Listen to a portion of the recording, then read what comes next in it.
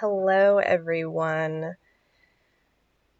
Welcome to this small lecture that I'm going to give on how to put together a blog for your research presentation.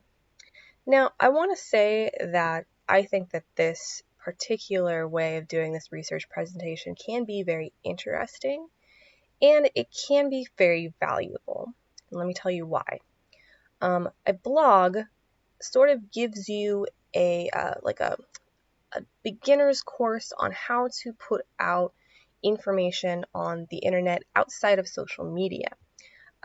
So you have the design of your website that you have almost complete control over. Okay, like these blogging sites sort of have it sort of streamlined in particular ways, right?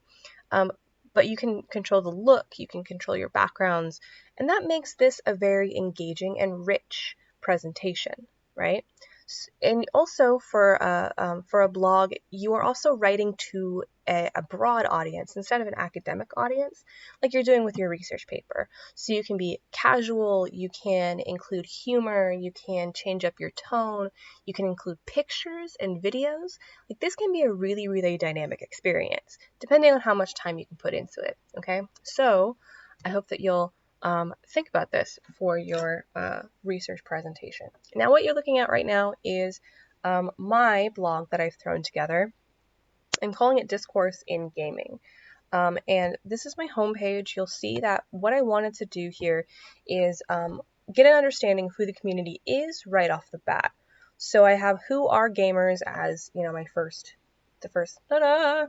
welcome to my website. We're talking about this community. And I've said that gamers are people who play video games, people who play any kind of video games.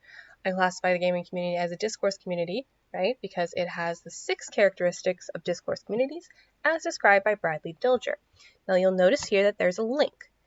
Bradley Dilger is a hyperlink, and it will take me, if I click on it, to our super fancy, super familiar discourse community PDF that I had you guys read in the first couple weeks of class. This is how you will be citing your sources in text. You will not be putting anything in parentheses, right? You won't be like Dilger parentheses. What you're going to do, because you have the ability to do this in hypertext, is just click on the dude's name, add a link into it, and there you go, you're golden. You will still have to have a works cited page, and this should be a static page that I can find on the menu of your blog. But we'll go into that in just a second. So another thing that I've done here, the big Who Are Gamers, is trying to keep it as short as possible here. Obviously, we want to capture attention and not be too long-winded with the homepage. But I have included some rhetorical questions. What happens when the group's communication methods are used as weapons? And this is, hey, I want to know about that, right? Like this is sort of our hook, ways to get people really interested in the topic that we're talking about. And I have this button that's Learn More, and this will take me directly to what I've titled the issue at hand, which is the blog section of my website. The blog section means that I have posts collected here. Okay, and these are the actual pieces of writing that I will have put together for this. Now, I've chosen to make my blog section into 3 separate informational blog posts. I recommend doing this because it is way nicer for a reader to have things chunked out and sort of organized by subtopic here, especially when you're on the internet, man. Like everyone wants something short to read. That having been said, these are very short blog posts, right? Like I would recommend that you make it a little bit longer than this, just so it's like substantive, okay? But this is like the introductory information that you need to know about my community. I'm definitely going to be talking about gender in the video game industry and in video game communities.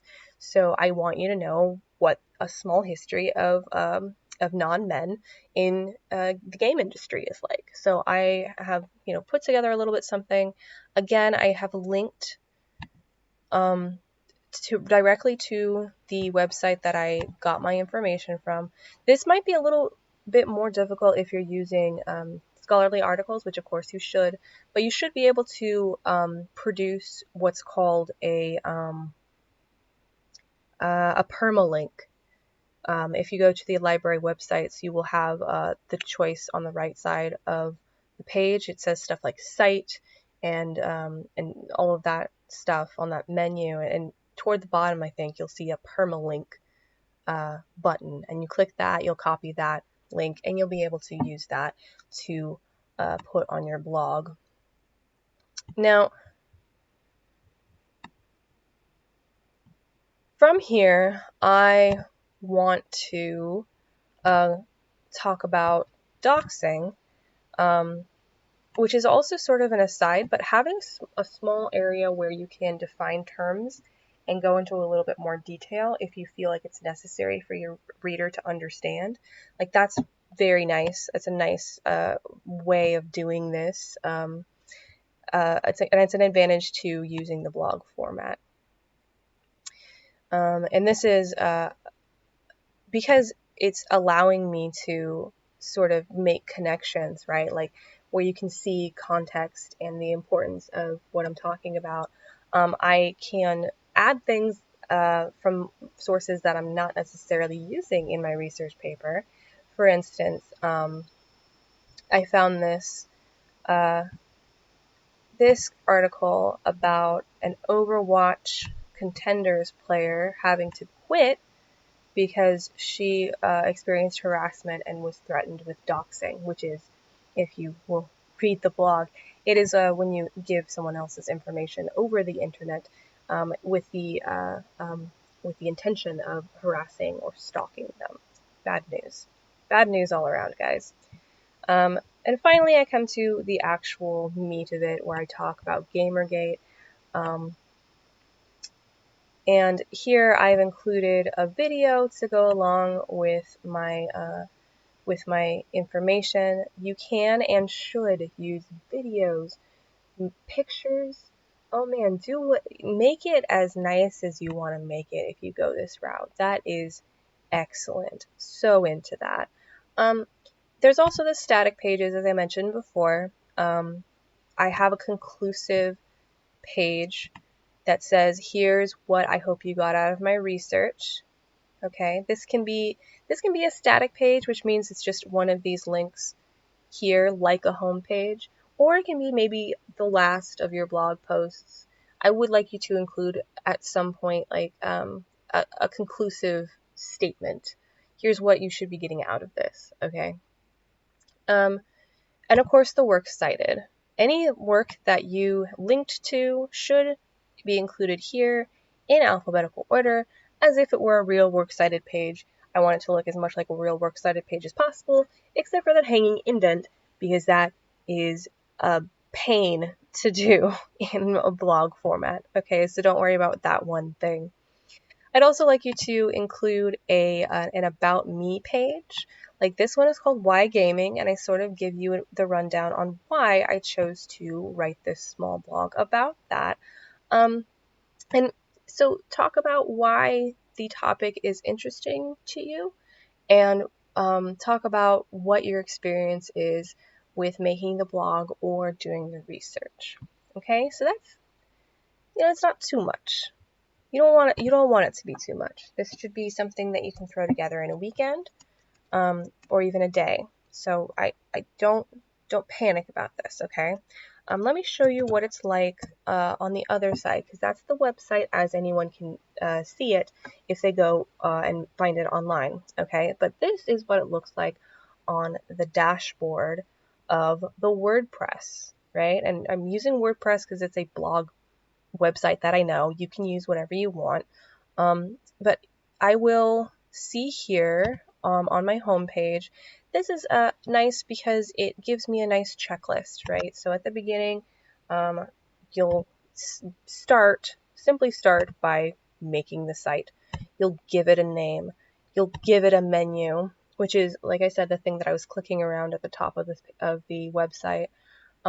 You'll assign a home page, and then you'll launch your site. Here you'll see the pages. As I said, these are the static pages that you will see in the menu, however you decide to do the menu. These are the posts. This is all of the stuff that's in the blog posts. I can add a new post here by clicking this little button. I have the pictures that I've used. I can add pictures here as well. I'll upload them so that I can then use them without any issues on my blog. And keep in mind, there's a lot of stuff here, but again, keeping it simple is going to be your best friend. But it is also incredibly customizable. I can change the theme of my entire page. I went with, whatever standard thing they gave me, which was pictures of mountains, I believe. But you can make themes, you can add pictures, as I said. It is incredibly customizable. And if this ends up being a problem in which you find the customization not as intuitive as you might want it to be, in that case, I would recommend getting in touch with me, saying, listen, this is probably not going to work the way that I want it to work, or not look the way I want it to look. And I'll take that into consideration when I'm grading. The thing that I think I'd like to say at this point is I am grading for effort for the presentation. I am not necessarily grading for aesthetics. I mean, aesthetics are great. If you can put together something really lean, mean, and amazing, like, I am super, super happy about that. But mostly what I'm concerned about is how much effort you've put into it. And effort can look different, reflected in different ways for different people.